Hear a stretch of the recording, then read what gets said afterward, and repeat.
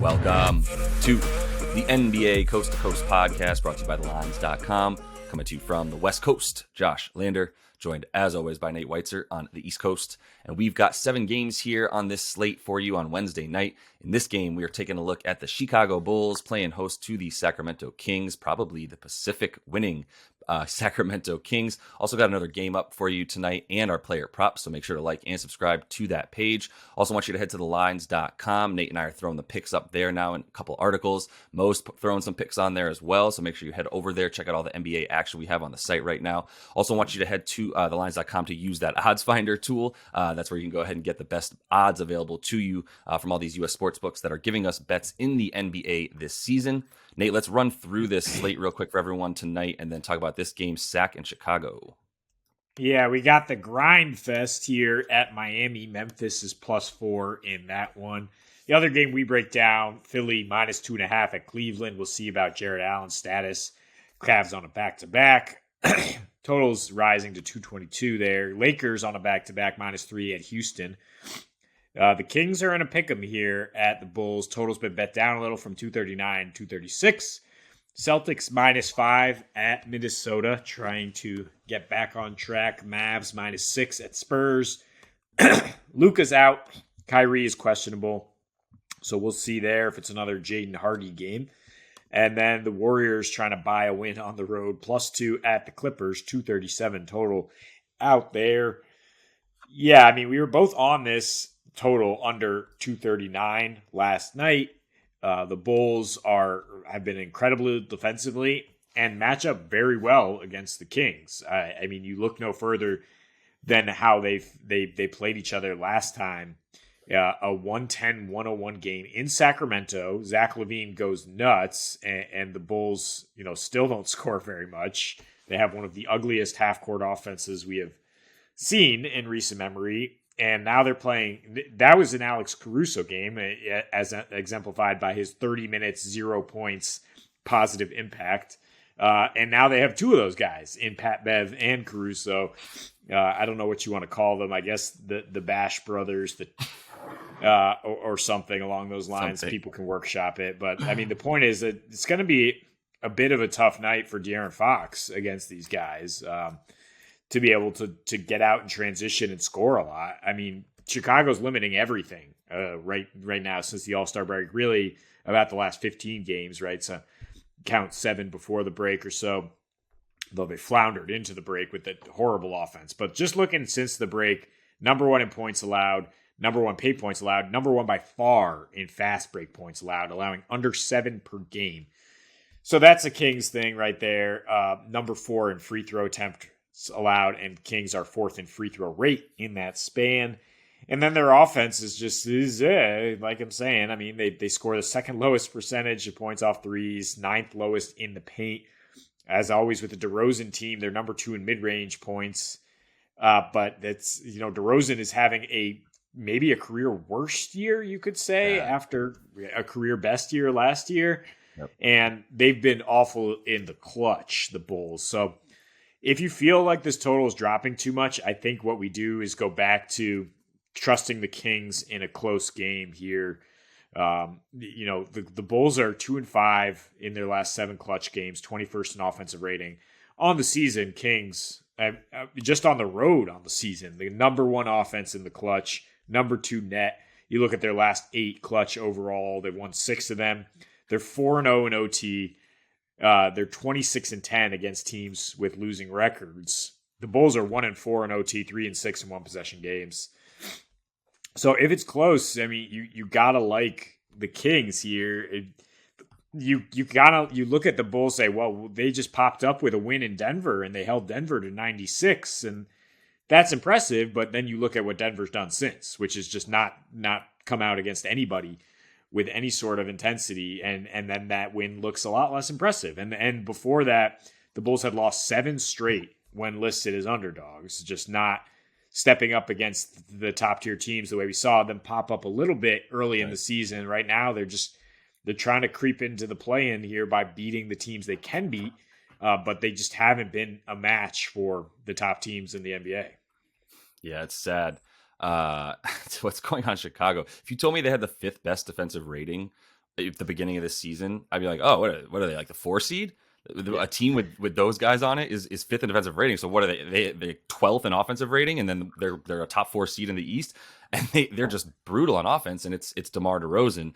Unsurprisingly, the regression coming for this whole offense is based around its best player not being as good as he was last season, regardless of LaVine coming back, because he missed a lot of last season. At the same time, he's been going off as of late, and that's great for him. But even in this last matchup versus Sac, you saw what happened when he had 41, like you said, and shot 16 for 28 from the field overall, which is bananas. That's Kobe Bryant. So by the way, the Toronto Raptors would like a word for worst offensive half-court offense in the league as well. But they could definitely split that right now with Chicago of any teams that aren't just obviously tanking. So, yeah, I think in this one, I do lean under. I think what happened in Sac in that last game too, right? Like that's a little bit telling of what Chicago can do to a total, just tank it because they can't score.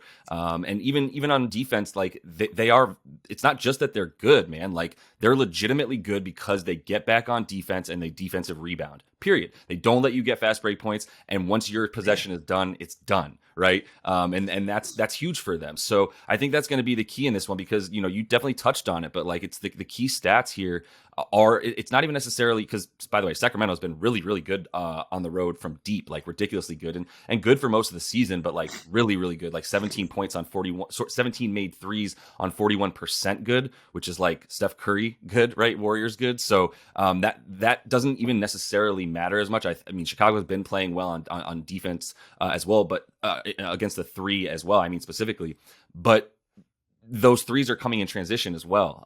They're hitting like 4 transition threes a game are the Kings, and because they're coming down and pulling on that fast break as well. But we just mentioned how Chicago gets back and limits all of that. They don't turn the ball over.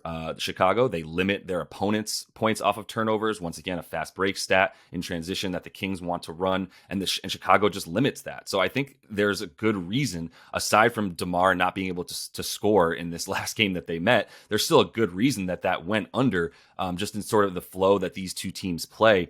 12 and 20 to the over on the road, Sacramento. We know they score 7, their games average 7 more games at home than they do on the road. 236 is actually what their games average on the road. And I think you've got to bump that down a bit just because of the fact that Chicago plays so slowly at home over their last 6 games at home, a 94 pace, which is good for slowest in the league. Actually, the 28th slowest pace is at 96, getting 2 extra possessions. That's how much slower they're playing than the team just 2 spots behind them in terms of slowest pace.